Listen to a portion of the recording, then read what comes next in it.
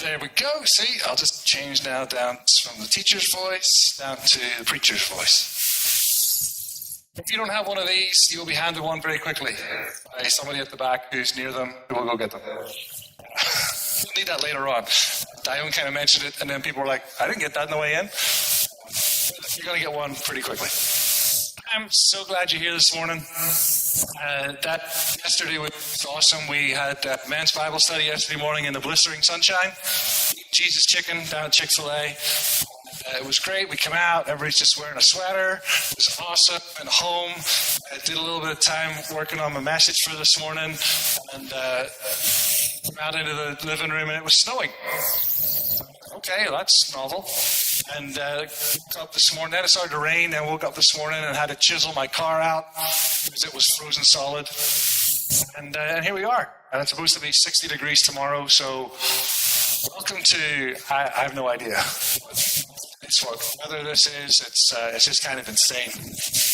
I'm glad that you're here. I'm glad you're here for week 3 of our series, This Is My Story, or Witness. We've called it The Value of Your Story. If you're visiting with us, I hope that you especially feel welcome today. We have a gift bag at the back for those who are visiting. Stop by the information table and just take one on your way out. And I hope you have fun. Hope you relax or just welcomed here.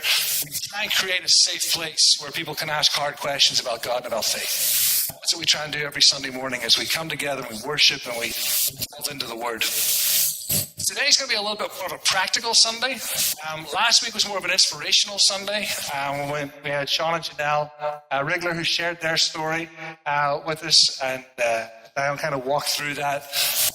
Today, as we're kind of prepping this series, I wanted this to be much more of a practical thing. And so that's why the little worksheets, and that's why there's some homework. You're like, seriously? We're meeting a school, so we kind of felt we should. But that's how today's going to go. But I wonder if, like me, you've been doing this. Let's go to this first picture. That one, next one, that one there. Has that been you this week? Anybody? Anybody been doing this all week? Staring at the Olympics? No idea what's going on? Anybody Googled what a triple Lutz is? I have no idea, but yet I've watched every one of the figure skaters.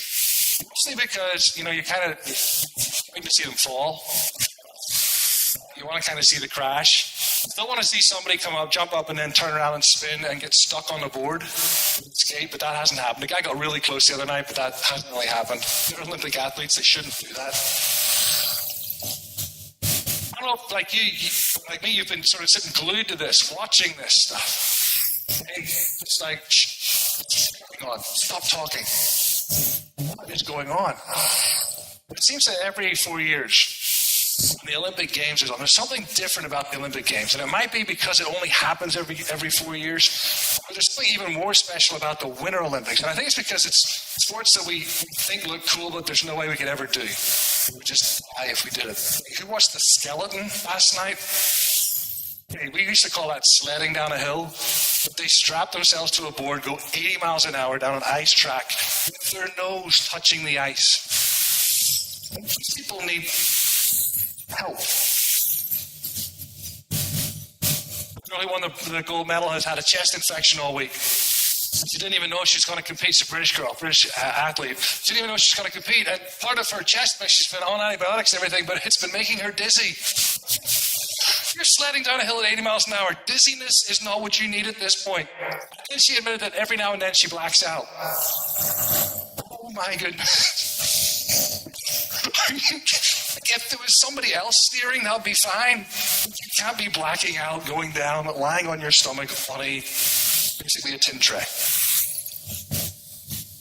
That's a story. Hear the story behind the achievement. Hear the story of what's going on beforehand to get these people to this place. The story about the American ski, whatever that aerial thing, stupid stuff is. They have skis and throw themselves off and do spins and land. Forward or backward, it doesn't matter. He fell last week and broke his thumb. He did it anyway. Well, he broke a thumb. It's not a big deal. I'm more impressed if he does the spinny thing. We hear the stories. That's what draws us in. power of story is so incredible. So much so that if you actually look at the advertising that NBC and Comcast have been doing, they've been advertising the power of NBC to tell a story. The power of Comcast to show you it in high definition. That's what makes it so special. I'm thinking, no, it's a 17-year-old that's should be in high school right now. Out there, flips and winning medals. And this whole series, we've been talking about our story. We're talking about the importance of our story, the value that your story has. And the story that we're really going to focus in on is the story of when you met Jesus. What happened when you met Jesus? If you grab one of the house Bibles and turn with me to John chapter 1. I'm going to tell a story about the first encounter that some of the disciples had with Jesus. John 1, verses 43 to 46. It's going to appear up here on the screens. It says this. It says, the next day, Jesus decided to leave for Galilee. Finding Philip, he said to him, follow me. Philip, like Andrew and Peter, was from the town of Bethsaida. Philip found Nathanael and told him, we have found the one Moses wrote about in the law, and about whom the prophets also wrote, Jesus of Nazareth, the son of Joseph. Nazareth. Is anything good come from Nazareth? Nathanael asked. Let's see. 3 powerful words. Let's see. In church, if you've been a follower of Jesus for a while, you know that we want everyone to know about Christ. We want everyone to know about Jesus. We want everyone to follow him. With that, that's the thing that churches have got to do. You've got to tell everybody. And there can be this incredible pressure that comes on us to try and make sure that we're witnessing. Use that word specifically. This pressure that can come on us whenever the conversation in work or in school or in college turns to God. And people know that you believe, but they kind of look at you like, are you going to jump into this? And you're thinking, I ain't touching that. I don't know what you're all going to say. And then afterwards, we get this sense of guilt where it's like, oh, I should have told them about Jesus. I should have led them. They would have fallen to their knees and given their lives to Jesus right there.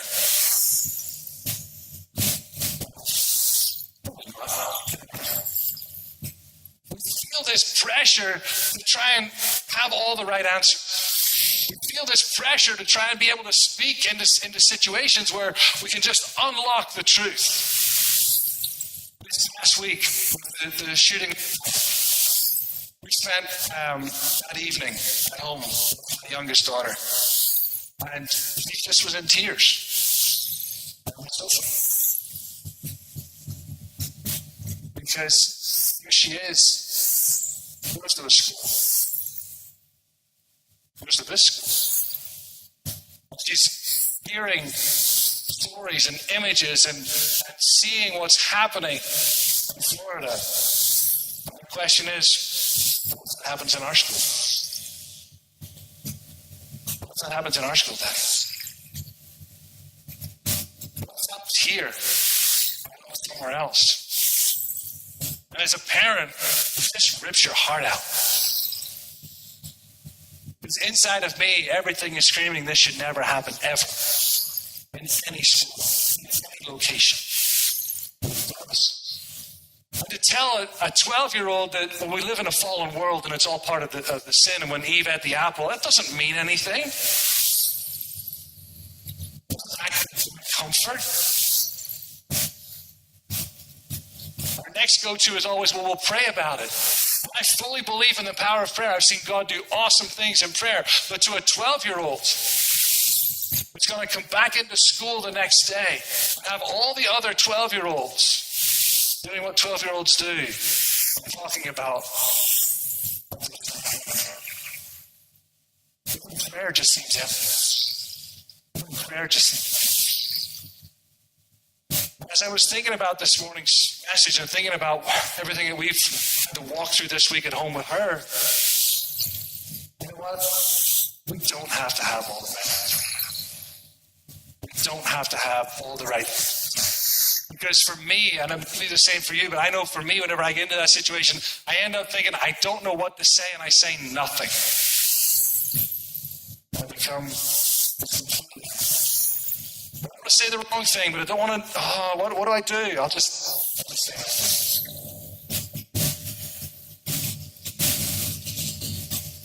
it. I believe that the church does have the answer.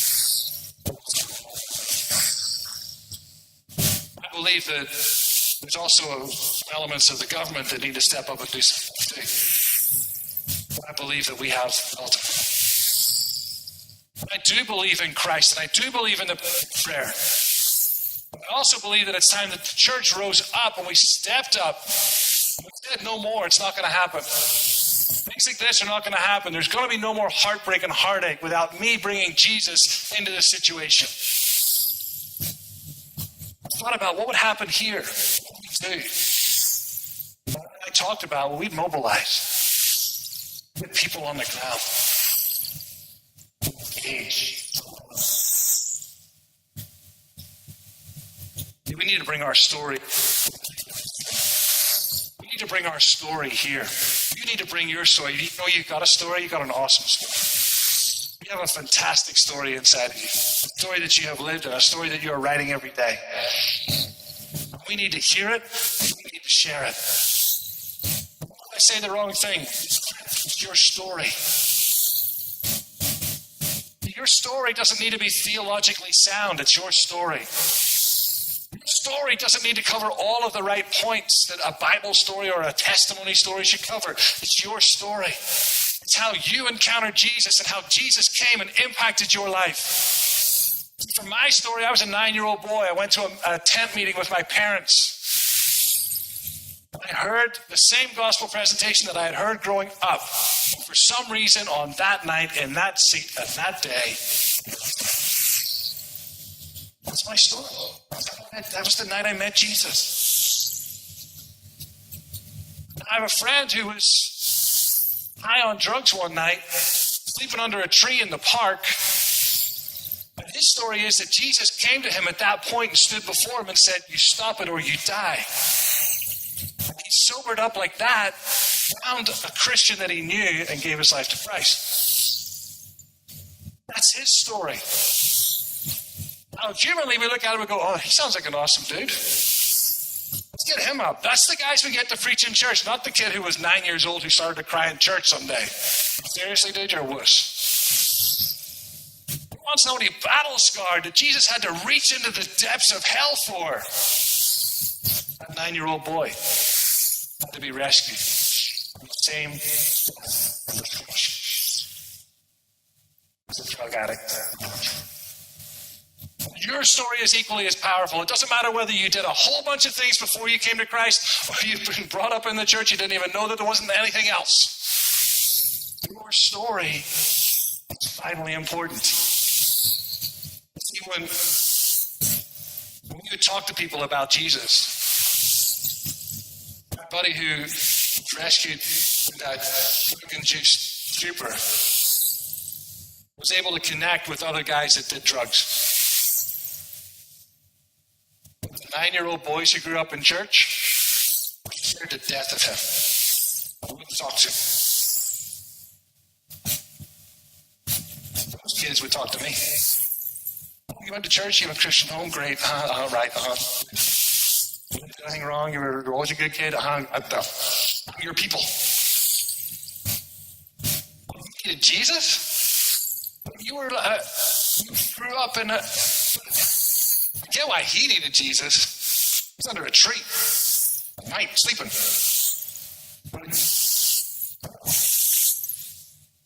The power of us is it's the power of us, our stories. There's people that I can reach. There's people that Dione can reach. All right? I didn't grow up in PG County. You guys think I have an accent? You think there's a language barrier whenever I speak? I've grown up in Northern Ireland. There's times he's speaking, I'm going, what? We need subtitles on this video? He gets all PG and all y'all and all that. Does he know those were 2 words? different syllables.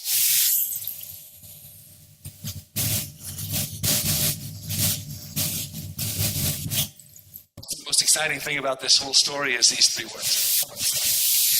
Philip goes and he finds Jesus. And this is after Jesus has been baptized. He spent 40 days out in the desert. He's come back. He started in his ministry. He started to go and talk to people and started to declare that the kingdom is coming. He starts picking people. You follow me. You follow me. You follow me. And they do. I'm like, wow, they just did it. And he meets this kid, Philip. Says, come follow me. Something Philip has seen, the encounter that Philip has had has changed his approach and attitude to who Jesus is so much that he goes and finds Nathanael. He says, Nathanael, we found him. We found the Messiah who was prophesied. Come and see. And Nathanael does what most of our friends will do when we start talking about Jesus. Make a joke. Ridicule. Pick at it. Nathanael, Nazareth. Did anything good come out of Nazareth? Insert whichever geographical location you wish into that statement. Did anything good come out of that? Tasker, this school, can anything good come out of that? You live in Bowie, you know the reputation. This school does not have the best reputation. Did anything good come out of that? Yeah, a whole bunch of good's going to come out of it because we bring Jesus in every Sunday. It's impacting this whole geographical location because the kingdom of God is here. Yeah, there'll be awesome good come out of this place. But that's what we're afraid of. We don't want to bring Jesus up in a conversation. We don't want to talk about God amongst our friends because we're afraid they're going to ridicule us. They're going to ask us a question. We don't think we're going to have the answer.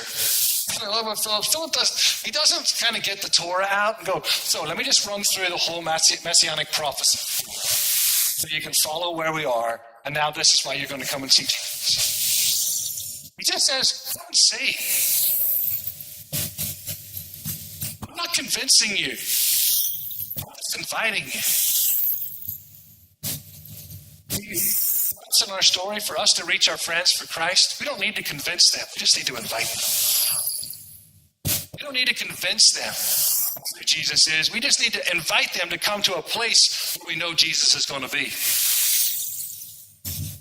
I talk about setting up dates with Jesus. Right? Set up a date with your friend.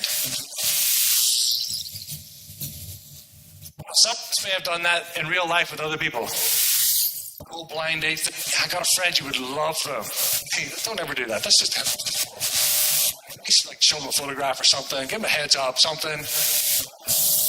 The potential for that to go horribly wrong is just terrible.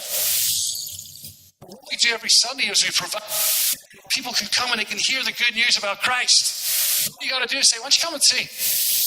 No, I don't want to come this Sunday. Why not? Well, I'm watching curling. All right, the Olympics is over next week. Come after that. Well, I don't know. I've got this to do. Come and see. Come and see. Come and see.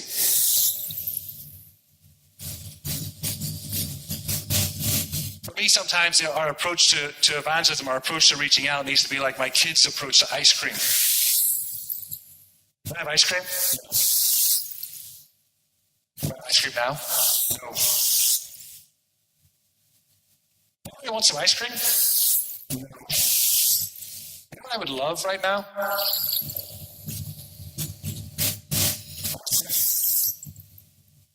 No. I'm having ice cream. Hey, Mom, do we have ice cream? What's up about ice cream? All the ice cream out the window right now. It's okay, there's snow on the ground. Maybe we can make ice cream out of snow. Kids want something? Just keep going. When they do the whole mom versus dad thing, we're smart to that. What'd your dad say? He said no. Mom said no. See, we need to do that with our friends. Let's come to church. I don't know. I'm kind of busy. Hey, why don't you just come? Hey, you want to come to church? We meet every Sunday. I can ask you every week. All right, I will come. Great. I don't care how you get here. Once you're here, Jesus is here. Once you will walk through these doors, they will have an encounter with Christ. You know what? It's not our responsibility after that. We cannot save people. We cannot rescue people from their sin. We cannot just change their lives, but we know someone who can. His name is Jesus. Our responsibility is to invite people to come and meet with Jesus. How do we do that? We do it through our story. What stops you from telling your story? I think the biggest thing is fear. The most interesting thing to me is on tomorrow morning, if you have to go to work, if you've got tomorrow off, bless you. If you got tomorrow morning off, then you're just going to do whatever you're going to do. But on Tuesday morning when you get into work, what are you going to talk about in work on Tuesday morning? Black Panther. It's not this sermon. Guarantee it, you're not going to talk about this sermon. Now, you may go in and say, hey, I was at church, but the other guy was preaching, and he's terrible. All right? You're probably going to talk about the movie theater. You know what? You're going to find people, they're going to tell you how many times they went to see the same movie. It didn't change. Friends on Facebook, oh, I just went to see Black Panther, bought my next ticket for it. I'm like, I went back in that afternoon, watched it again. I'm like, were you not paying attention? See, this is going to be the story all week. And you know what's going to happen now? Everybody's going to analyze the life out of it. Well, I think that this means that. And I mean, it's a comic book. Oh, but it's a whole all about life. It's all about life. Christ's all about life. But we're not going to talk about Jesus. Because as Christians, we don't go in and say, hey, what did you do at the weekend? Nothing. All Sunday morning in the presence of the King of Kings and Lord of Lords, but I'm not going to mention that. I don't think that, can we put the other picture I have up there? I don't know when it comes. I don't think that we need to do this. All right? This probably wouldn't be a good idea for you to go into work tomorrow or Tuesday with a sandwich board, declaring all the sins that people in your office may have. This is not an effective way of communicating the good news of Jesus. But I do think that we need to just be honest, be real, be you. If you love the movies, hey, tell them all about the movie. I haven't seen it. I'm not a big comic book person. Sorry. I'm not. Talk about what you did. What you did this weekend. Church. Church was awesome. Great time. Met some new people, met some good people. Hung out for a bit. A bit about my story, about telling my story. What story is that? A story about when I met Jesus. I'll tell you it sometime. So we have this thing that as soon as we mention Jesus, the people are going to go, no, Black, get away. And some people do that. And those people I go after and just go, Jesus. Madness. Most people, they want to know who the real you is. If being a Christian and walking with Christ is who you are, then be who you are. Don't pretend. Don't leave anything out. Conversation with a colleague from work last week, and she was telling me about her kids, and they're in college, and they're kind of navigating through college at the minute. And I was talking about my kids and just some of the struggles that they're having with middle school and stuff. And she said, well, your kids are going to be okay. They come from a family with a strong faith. Yes, they do. She's not a believer. But it stopped me in my tracks because I just suddenly thought, wow, God, she knows me. I've known this. I've worked with her for a long time, so she should know me. She sees the good, the bad, and the ugly of me. I thought, you know what? She knows that my family is a family of faith. She knows that I am part of a church. I'm part of an active church, part of a church that engages with our community. And if I don't tell her, if I don't share with her the things that we do collectively, then she knows that something's not right. She knows that I am out. What did you do this weekend? Oh, well, we did this. I played that and did that. Church? You guys have church? Even when you're asked that question, it's like, oh, I got that part. 12 says this, 12 and 11 says this. And in this passage, it's talking about the end times and the close of this chapter. When Christ the ultimate victory. 12:11 says they triumphed over him. That's the devil. That's the enemy. The blood of the Lamb, by the word of their testimony. They triumphed over him. Not Jesus triumphed over him. They, that's you and me. We triumph over him by the blood of the Lamb. We can do nothing about that. That has been set. That is done. The blood of the Lamb is there. Christ died on the cross, set us free. He was raised from the dead. The sacrifice has been paid. The blood has been shed for us. The word of their testimony. Your story is powerful. You're going to engage people and bring them to Jesus, and it's going to be partly by the word of your testimony, but then their lives are going to be transformed by the blood of the Lamb. See, that's how it works. That is how it works. In all of the situations that we find ourselves in right now, this is how it works. Who do you know that's hurting right now? Which one of your friends or your family members is struggling right now? They need healing. They need freedom. The Lamb, your testimony. That's how it comes. Which one of your friends is lonely? Which one of your friends is fighting depression? Just sinking in depression. This is what God has said. We're partners with Christ. We don't just abdicate all responsibility to him.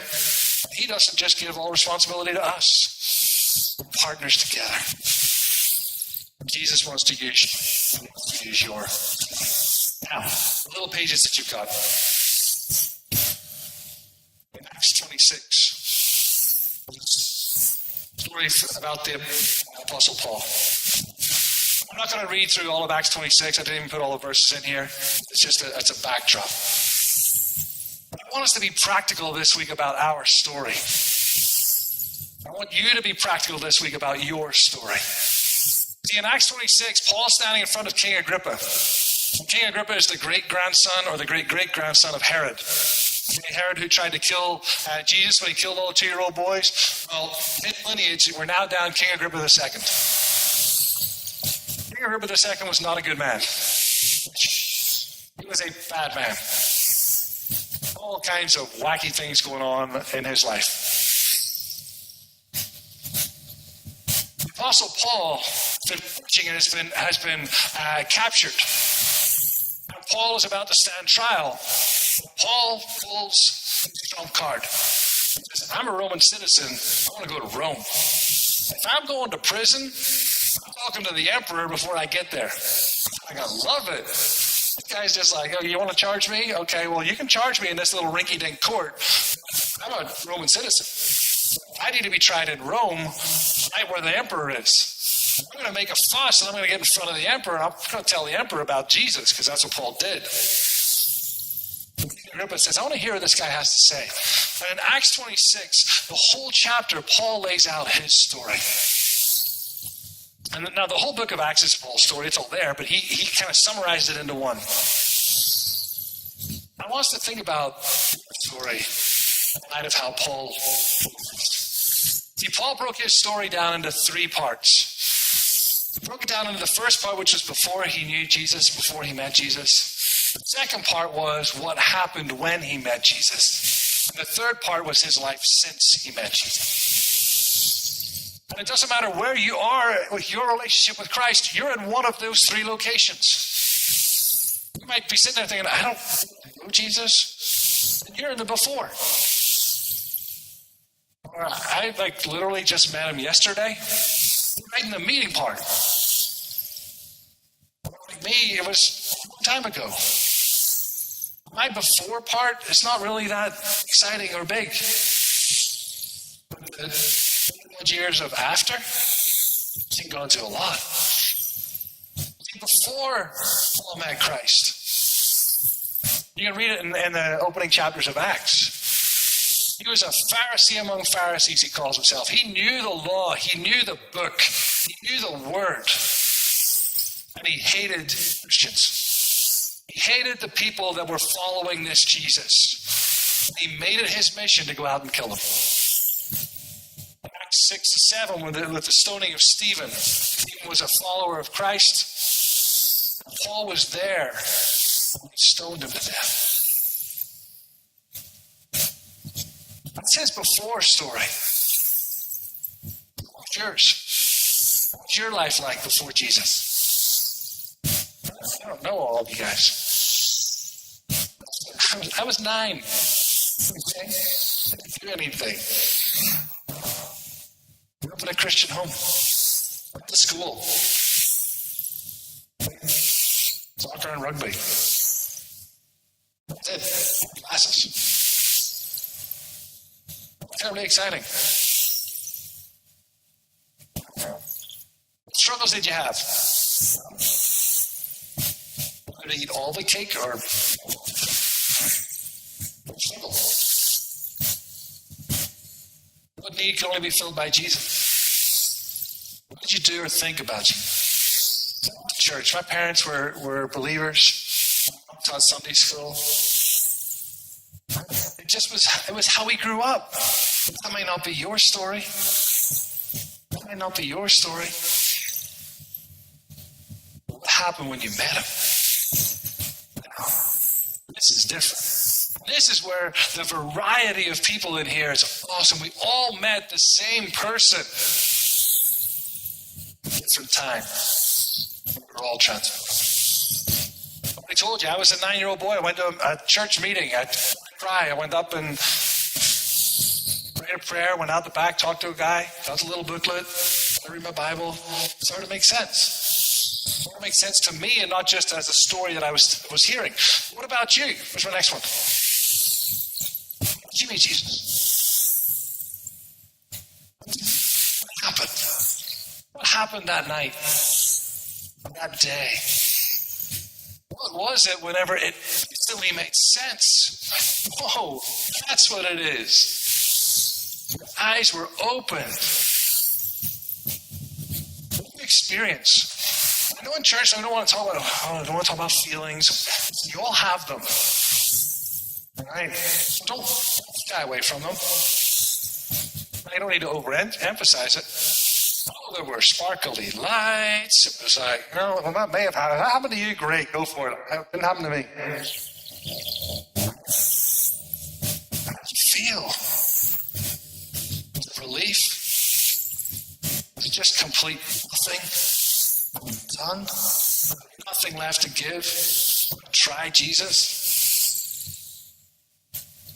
Was it excitement? Was it joy? This sense of love that just wrapped around you like a hot blanket. You just knew something was different. What happened? What changed immediately? Nothing, maybe. For my buddy who was plugged up under a tree, I mean, he sobered up right there and then. It's a pretty dramatic change. It may have been a dramatic change. It may have been I'm never doing that again. I'm not going to walk in that way again. Something is different about me now. How did you feel? What did you feel? You see, this is part of your story. Before I met Jesus, this is who I was, this is what I did. And then it was just one day, I was there, I was talking, I was meeting, I was reading, I was doing whatever it was, and it just became real. See, for the Apostle Paul, he was riding on a horse into Damascus in the middle of the day, and a laser beam knocked him off his horse. I think it was a laser beam. It was midday in the Middle East, bright sunshine, and it says, a bright light. I'm going with laser beam. And God was like, phew, shot him off the horse with a laser beam. I think that'd be awesome. He hits the dirt, he's blind. And he cries out, Lord, why are you doing this to me? Jesus speaks to him. It says in Acts, in the book of Acts, chapter 9, the rest of the people who were with him didn't see the light, but they heard the words. They heard the conversation. They didn't get hit with a laser beam. I guess because Jesus is just a good aim. Look at him out right there. The rest of them heard the conversation. He's asked Paul, why are you coming after me? Why are you persecuting me? Paul calls him Lord.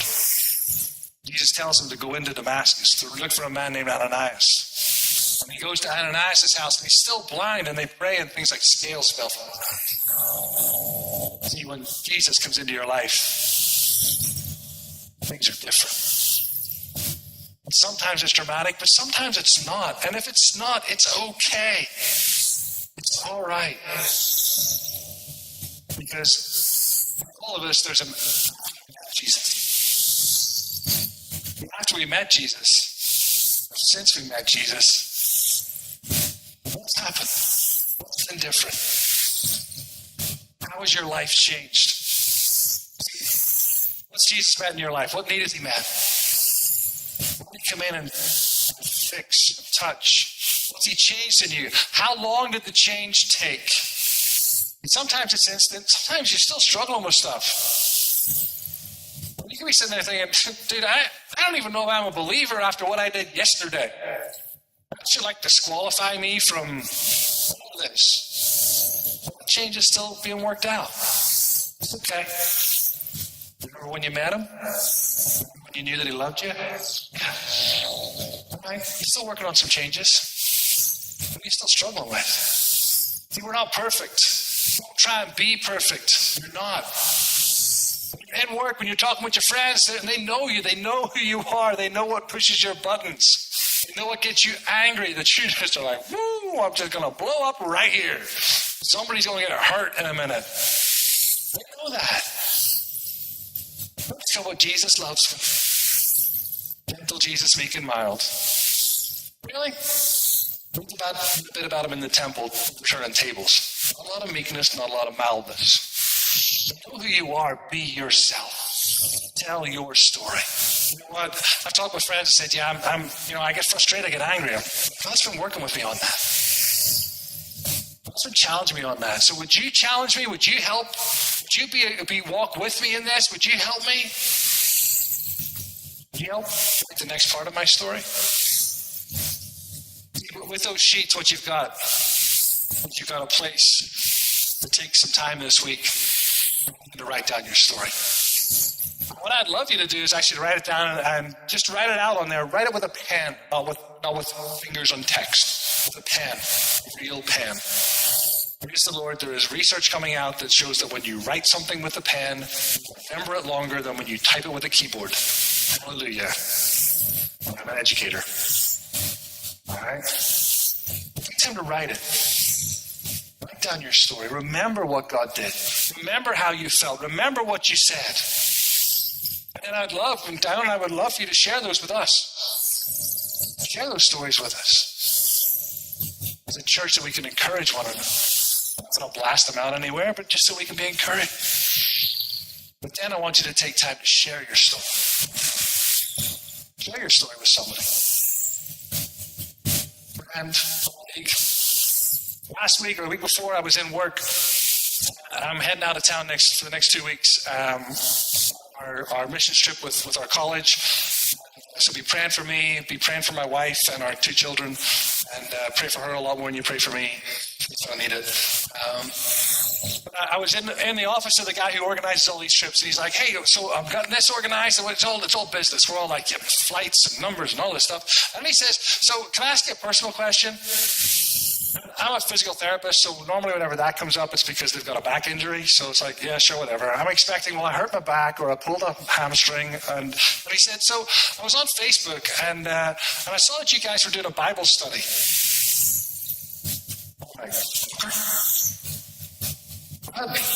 Completely threw me. I've traveled with this guy. He's a great guy, but it just threw me completely because I wasn't thinking church. Like, whoa, okay. It's like, yeah, our men's group has just finished. Like, what do you think we should read next? I don't know, the Bible? All I could think of. That little interaction, him to take the courage to step out and ask me that question, has actually changed our dynamic.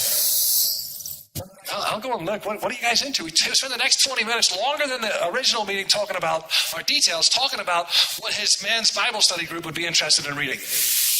And I came home to my shelves, and I went through my shelves of stuff. I'm a book order, if we call it. And I picked out all different manner of things. I took them and they're like, here you go, pick one of these. When we chat, we talk now. It's not just work. My relationship with him has changed. Because it's no longer just traveling and seats and students and all that stuff. It's now, how's Bible study going? What you guys get out of that book? What books are you reading? What's your men's group doing? What a new dynamic. I haven't told him my story yet. We'll get there. We'll do lunch. I want to encourage you this week to write your story. Take time this week to maybe think about one person that you could share your story with. Just see what God. So inviting people to hear 3 words. See. That's all you got to ask. Father, I thank you for your word, God. I thank you that your word tells us that we will overcome the enemy by the blood of the Lamb and the word of our testimony. God, we thank you that your blood is free. Your sacrifice has been made, God. Your resurrected Son brings freedom and life. So, God, we want to step up and we want to prepare our stories to share. And, God, we want to begin to share our stories with our friends. I pray, God, this week that you would give us divine appointments. Opportunities, Lord, with our friends or our colleagues, God, our family members even. Share the story of us. How we interacted with you, God. How you came and met us.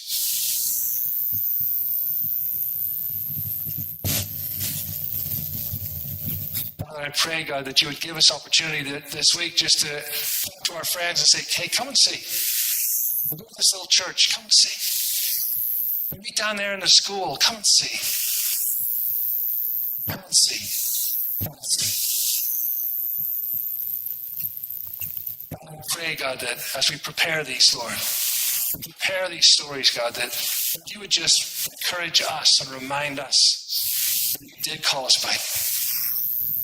You do love us. Thank you, God, for it.